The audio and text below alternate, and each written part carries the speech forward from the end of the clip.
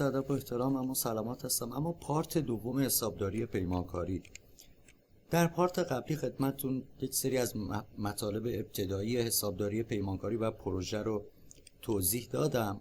یک مرور خیلی کوتاه آخرین مبحث پارت قبلی رو مجدد توضیح خواهم داد.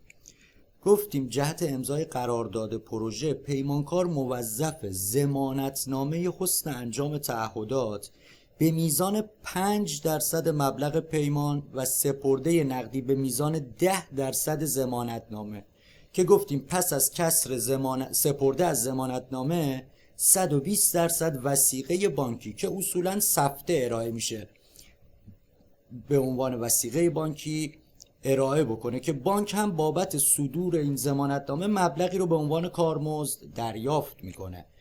و گفتیم شرکت جنوب اقدام به تهیه ضمانتنامه حسن انجام تعهدات و سپرده و وثیقه که بانک هم بابت صدور ضمانتنامه 7 میلیون ریال کارمزد بابت این ضمانتنامه دریافت میکنه که گفتیم ابتدا مبلغ کل پیمانمون چقدر بود؟ 20 میلیارد بود. خب 20 میلیارد ریال رو ضرب در 5% میکنیم میشه 1 میلیارد ضمانتنامه حسن انجام تعهدات و بعد ضمانتنامه رو ضرب در 10% میکنیم میشه 100 میلیون سپرده نقدی حسن انجام تعهدات و بعد سپرده رو از ضمانتنامه کسر میکنیم ضرب در 120% میشه وثیقه حسن انجام تعهدات که ثبت حسابداریش هم گفتیم حسابای انتظامی به عهده شرکت، ضمانتنامه حسن تعهدات و بعد هم باز وثیقه حسن تعهدات و بعد سپرده نقدیمون و بستانکارم که طرف حساب انتظامی و نقد و بانکمون هست. اما اینجا گفتیم جهت ثبت هزینه کارمزد صدور ضمانتنامه دیگه اینجا ما میایم به چه حسابی ثبت میکنیم؟ حساب پیمان در جریان هزینه کارمزد 7 میلیون و بعد نقد و بانکمون 7 میلیون بستانکار بابت هزینه کارمزد و گفتیم که حسابها و هزینه‌های قبل از بس انجام قرارداد رو باید به حساب پیمان در جریان ببندیم که یه دونه هزینه شرکت در مناقصه داشتیم بابت دریافت اسناد مناقصه و یک هزینه کارمزد هم بابت صدور ضمانتنامه شرکت در مناقصه داشتیم که باید بیایم به حساب پیمان در جریان ببندیمشون که ثبتش به این صورت میشه پیمان در جریان هزینه کارمزد بدهکار، پیمان در جریان هزینه شرکت در مناقصمون هم بدهکار و بعد هزینه کارمزد بستانکار و هزینه شرکت در مناقصه بستانکار که میشه ثبت انتقال هزینه های قبل از قرارداد به حساب پیمان در جریان. و اما در ادامه مباحث پیمانکاری نکته مهمی که وجود داره پس از تسلیم ضمانتنامه و سپرده و وثیقه حسن تعهدات طبق قانون و جهت تقویت بنیه مالی پیمانکار گفتیم مبلغی به عنوان پیش پرداخت پیمان که در پارت قبلی توضیح دادیم 20% مبلغ پیمانه که گفتیم در 3 نوبت کارفرما به پیمانکار پرداخت میکنه که در قبالش هم به همون میزان ضمانتنامه و 10% ضمانتنامه سپرده نقدی و بعد سپرده رو از ضمانتنامه کسر میکنیم 120% وثیقه دریافت میکنه و بعد در طول پروژه از هر صورت وضعیت درصدی رو بابت این پیش پرداخت کسر میکنه به صورتی که با آخرین صورت وضعیت پیمانکار این حساب صفر بشه و به همون میزان هم ضمانتنامه و سپرده و وثیقه نیز مستهلک میشه که الان توی مثال خیلی راحت‌تر میتونید متوجه بشید. اما گفتیم 20% پیش پرداخت به پیمانکار در 3 نوبت پرداخت میشه که اون 3 نوبت به شما گفتیم 8% پس از انعقاد قرارداد، 6.5% پس از تجهیز کارگاهه و 5.5% هم پس از 20% یا 30% از پیشرفت کاره که ما اینجا با فرض این میگیریم که شرکت جنوب جهت دریافت 10% پیش دریافت اول اقدام به تهیه ضمانتنامه پیش دریافت با کارمزد 10 میلیون ریال پس ما خدمت شما تا اینجا گفتیم که جهت دریافت پیش دریافت باید پیمانکار ضمانتنامه پیش دریافت رو به کارفرما ارائه بکنه که گفتیم به همون میزان. الان اینجا ما گفتیم 10% میخواد پیش دریافت بگیره بابت پیش دریافتش. خب مبلغ کل پیمان 20 میلیارد بود، ضرب در 10% میشه 2 میلیارد. مبلغ پیش دریافت اول 10% 2 میلیارد ریال هستش. خب طبیعتا ضمانتنامه پیش دریافتش هم میشه 2 میلیارد به میزان همون پیش دریافتی که دریافت میکنه باید ضمانتنامه بذاره و بعد 10% ضمانتنامه رو باید سپرده نقدی پیش دریافت بذاره و بعد سپرده رو از ضمانتنامه کسر میکنیم ضرب در 120% میشه وثیقه ضمانتنامه پیش دریافت. پس باید توجه داشته باشید که 20 میلیارد مبلغ کل پیمان، 10%ش میشه 2 میلیارد پیش دریافت اوله که باید کارفرما پرداخت کنه به پیمانکار. ما توی مباحث قانونی گفتیم که اول این 20% رو تو 3 نوبت پرداخت میکنه، 8%، 6.5، بعد 5.5. ولی ما اینجا با فرض این گرفتیم که اومده 10% رو میخواد اول پرداخت بکنه. خب مبلغ پیمان رو ضرب در 10% کردیم شد 2 میلیارد پیش دریافت اولمونه که به همون میزان هم ضمانتنامه قرار میدیم. 10% ضمانتنامه میشه سپرده و بعد سپرده رو از ضمانتنامه کسر میکنیم ضرب در 120% میشه وثیقه. مثل همون ثبت‌های حسابای انتظامی ضمانتنامه حسن تعهدات و شرکت در مناقصه هستش. حساب انتظامی به عهده شرکت ضمانتنامه پیش دریافت میشه 2 میلیارد، حساب انتظامی به عهده شرکت وثیقه میشه 2 میلیارد و 160 میلیون ریال و بعد سپرده نقدی پیش دریافتمون هم 200 میلیون بدهکار و بعد طرف حسابای انتظامی به همون میزان بستانکار میشن. نقد و بانکمون هم به میزان سپرده بستانکار میشه که میشه ثبت ضمانتنامه و سپرده و وثیقه پیش دریافت اول پیمان. و بعد بابت کارمزد گفتیم که دیگه به حساب پیمان در جریان باید ثبتش بکنیم که میشه پیمان در جریان هزینه کارمزد بانکی 10 میلیون ریال و نقد و بانکمون هم 10 میلیون بابت هزینه کارمزد. پس متوجه شدیم که جهت دریافت پیش دریافت پیمان باید به همون میزان ضمانتنامه و 10% ضمانتنامه سپرده نقدی و بعد سپرده رو از ضمانتنامه کسر میکنیم ضرب در 120% میشه وثیقه ضمانتنامه پیش دریافت که ثبتش هم میشه ثبت حسابهای انتظامی به علاوه سپرده و بعد کارمزد بانکی دیگه میاد به حساب پیمان در جریان. و در ادامه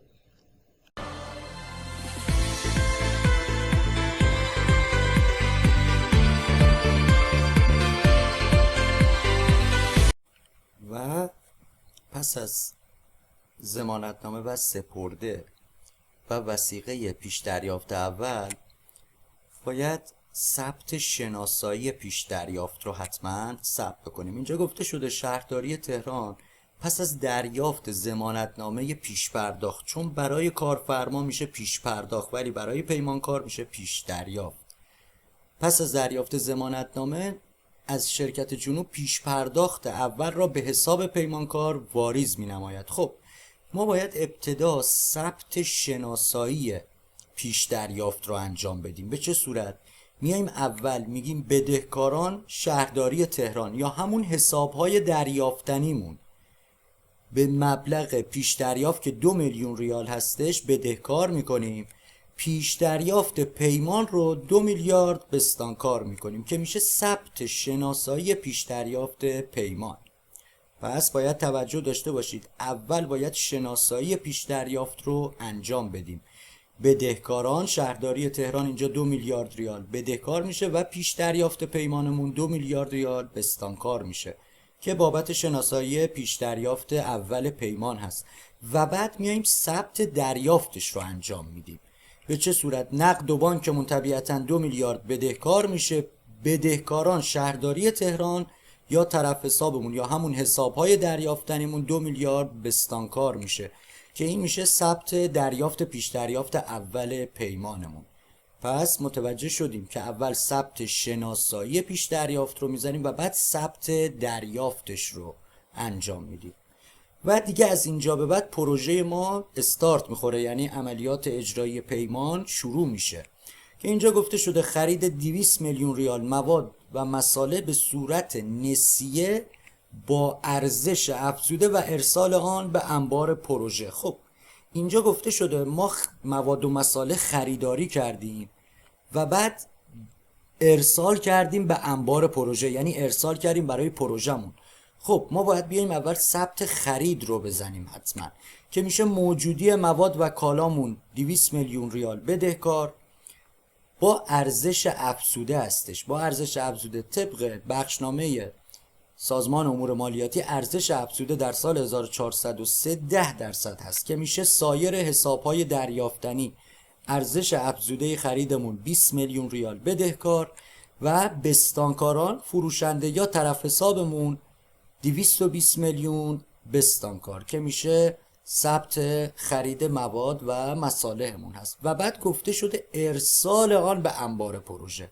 خب ما داریم ارسال میکنیم برای پروژه پیمانمون که ثبتی که بابت این ارسال انجام میشه پیمان در جریان موجودی مواد مصالحمون 200 میلیون ریال بدهکار و اینجا موجودی مواد و کالامون 200 میلیون بستانکار. ببینید اینجا موجودی مواد و کالای انبار دفتر مرکزیمون هستش که بدهکار شده و اینجا وقتی برای پروژه ارسال میشه پیمان در جریان موجودی مواد و مصالح، یعنی انبار پروژهمون بدهکار میشه 200 میلیون و موجودی مواد و کالا که انبار دفتر مرکزیمون هست کسر میشه 200 میلیون بستانکار که میشه ثبت ارسال مواد و مصالح به انبار پیمان. و بعدش مصرف مواد و مصالح موجود در انبار در اجرای پروژه. خب این موجودی مواد و مصالحی که توی پروژه توی انبار داشتیم پای کار مصرف کردیم، یعنی پای کار مصرف شده. خب اینجا ما باید بیایم ثبت مصرفش رو بزنیم. خب میشه پیمان در جریان مواد و مصالح مصرفیمون 200 میلیون ریال بدهکار میشه و پیمان در جریان موجودی مواد و مصالحمون 200 میلیون بستانکار. حالا در بعضی مواقع میبینید به جای مواد اینجا موجودی مواد و مصالح میان میزنن ثبت میکنن انبار پیمان یا انبار پروژهمون بدهکار میشه و بعد برای مصرفش میزنن مواد و مصالح مصرفی و پیمان در جریان انبارمون بستانکار. پس تا اینجا متوجه شدیم که حتما وقتی دفتر مرکزی خرید میکنه میشه موجودی مواد و کالامون به صورت عادی باید ثبت بشه. وقتی ارسال میشه پیمان در جریان موجودی مواد و مصالح یا انبارمون بدهکار که موجودی مواد و کالای دفتر مرکزیمون انبار دفتر مرکزیمون بستانکار میشه. و بعد در وقتی مواد و مصالح پای اجرای پروژه مصرف میشه پیمان در جریان مواد و مصالح مصرفیمون بدهکار، پیمان در جریان انبار یا موجودی مواد و مصالحمون بستانکار که میشه ثبت مواد و مصالح مصرفی پای کار یا پای پروژهمون. و در ادامه تأسیس و ایجاد کارگاه. هزینه‌های مربوط به تجهیز کارگاه به عهده پیمانکاره و پیمانکار جهت انجام عملیات تأسیس کارگاه شخصی رو به عنوان رئیس کارگاه یا تنخواه‌گردان به کارفرما معرفی میکنه که بخشی از مخارج اجرای طرح از محل تنخواه‌گردان پروژه یا پیمان انجام داده میشه. اما نکته مهمی که وجود داره بحث تراکنش‌های بانکی است توسط تنخواه.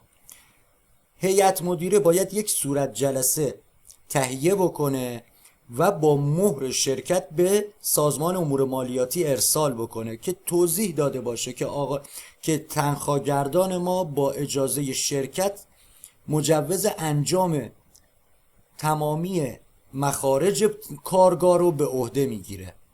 توجه بکنید اینجا گفته شده در خصوص هیئت مدیره به اتفاق اعلام می نماید که تنخواه‌گردانمون به عنوان حساب مربوط به واریزی تنخواه از اون استفاده میکنه و وجوه واریزی‌های حساب از شرکت تماما متعلق به شرکته، یعنی اینکه تمام واریزی‌هایی که تنخواه‌گردان ما انجام داده تماما متعلق به شرکته. اما یک نکته مهمی که وجود داره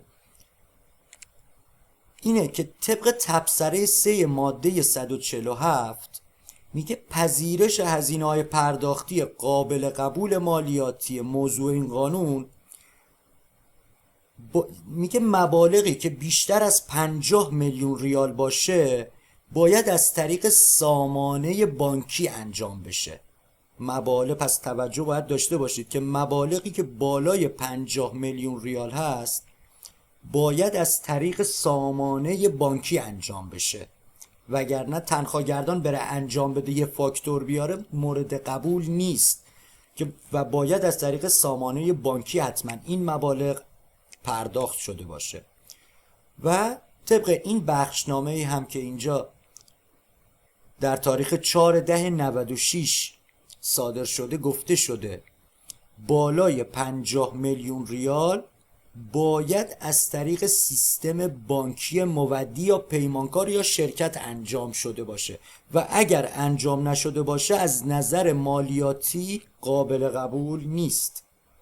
توجه بکنید هزینه‌های بالای 50 میلیون ریال باید از طریق سامانه بانکی حتما انجام شده باشه، در غیر این صورت از نظر مالیاتی هزینه ها قابل قبول نیستن. این نکته‌ای بود در خصوص تنخواه‌گردان پیمان که باید متوجه باشید به چه صورت است. و اما در ادامه نکته‌ای که وجود داره حساب بانکی در نزدیکترین شعبه بانکی در محل اجرای پیمان افتتاح میشه که برداشت از حساب با امضای رئیس کارگاه یا تنخواه‌گردان پیمان مجازه برای پرداخت‌های که توسط تنخواه انجام میشه. اینجا گفته شده و تنخواه در پروژه های پیمانکاری اصولاً تنخواه های متغیر هست، یعنی ثابت نیست.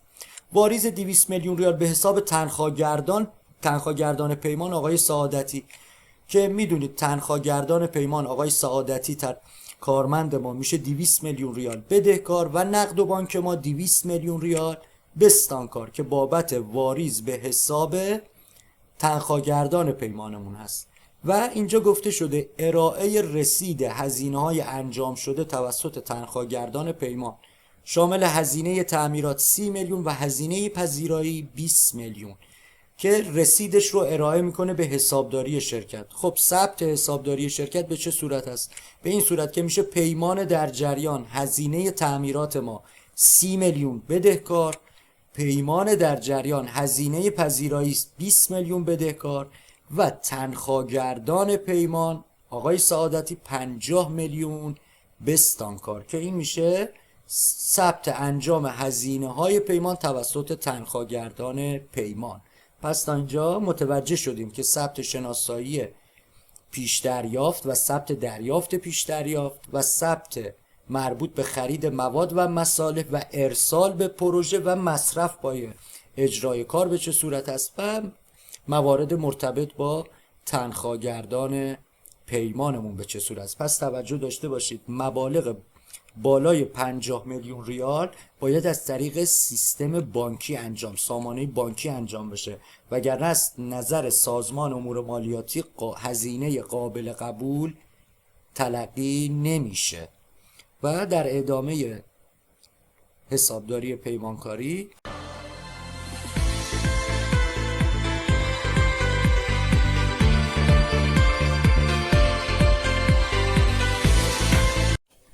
و در ادامه مبحث پیمانکاری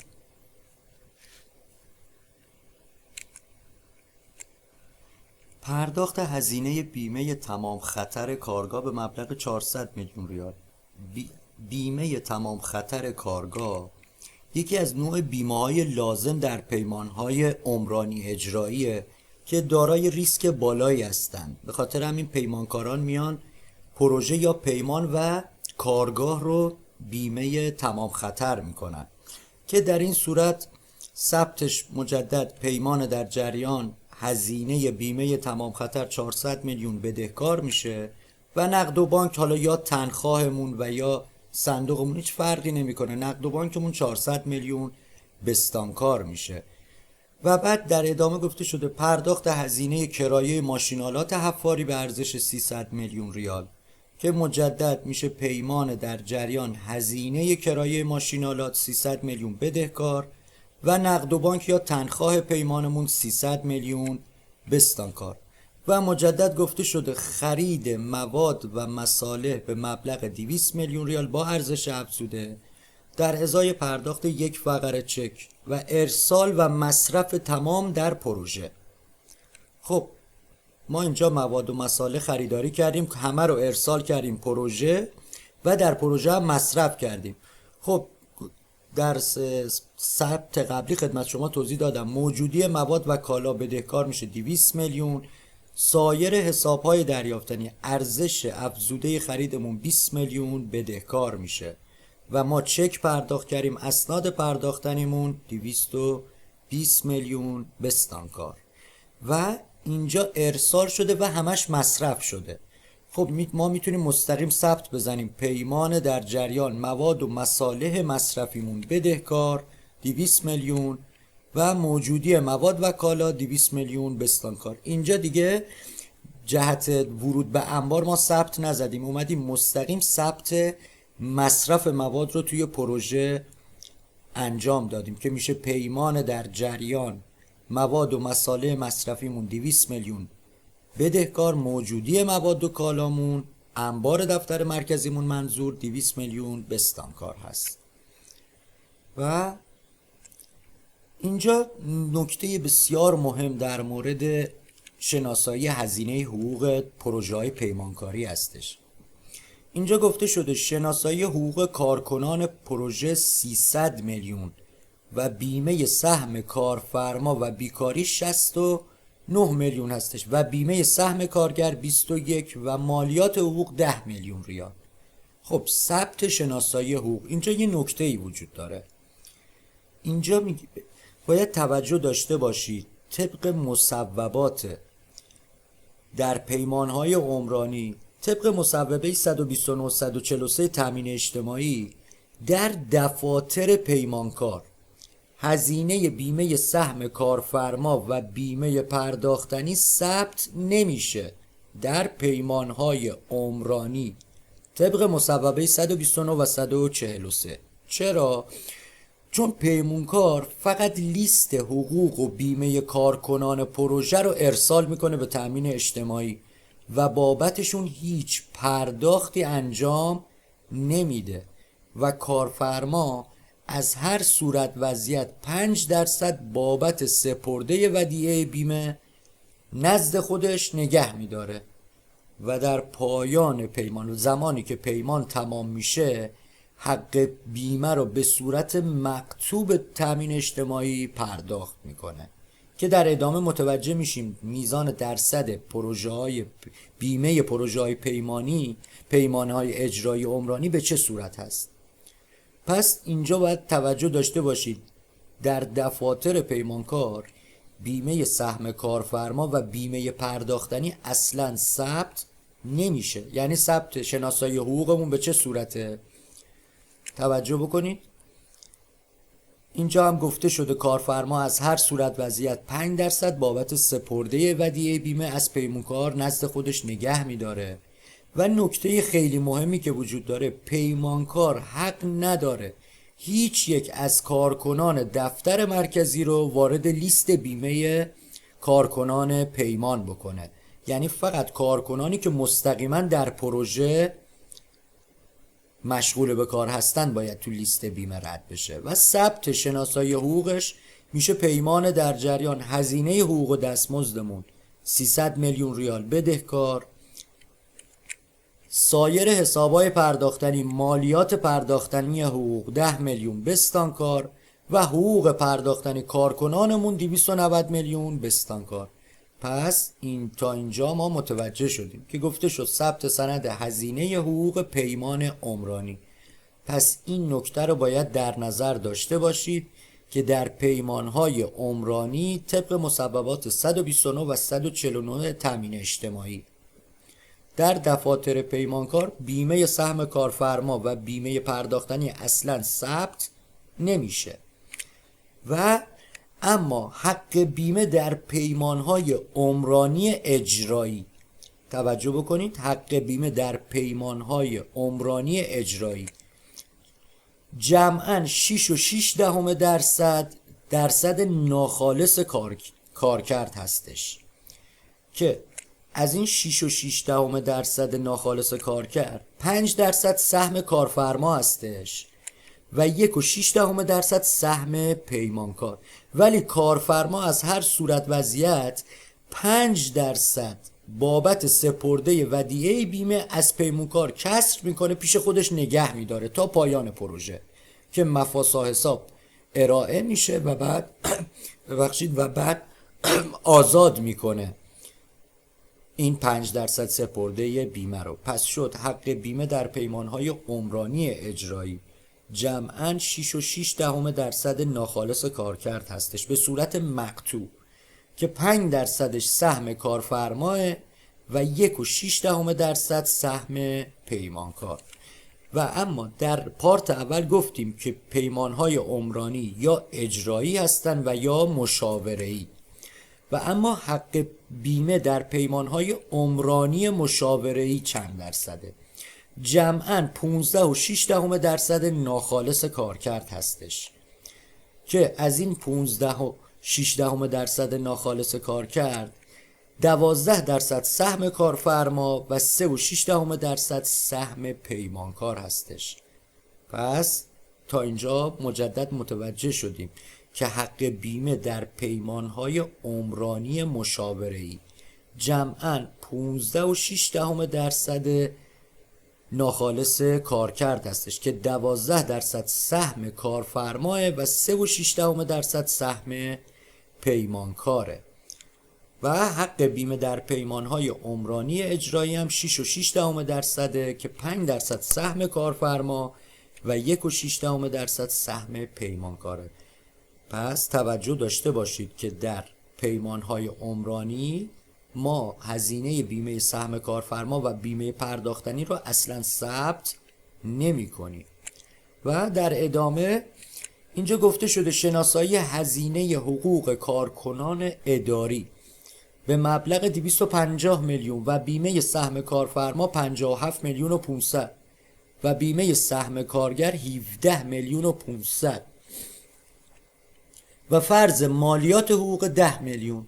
خب اینجا کارکنان اداری هستن، یعنی کارکنان دفتر مرکزی و اصلا ارتباطی به پیمان نداره. خب ثبتش میشه هزینه حقوق و دستمزد 250 میلیون ریال بدهکار، هزینه بیمه سهم کارفرمامون 57 میلیون و 500 بدهکار و سایر حسابهای پرداختنی، بیمه پرداختنی، بیمه کارفرما و بیکاری به علاوه بیمه سهم کارگر میشه 75 میلیون بستانکار و مجدد سایر حسابهای پرداختنی، مالیات پرداختنی حقوقمون 10 میلیون ریال بستانکار و سایر حسابهای پرداختنی، حقوق پرداختنی کارکنانمون 22 میلیون و 500 بستانکار.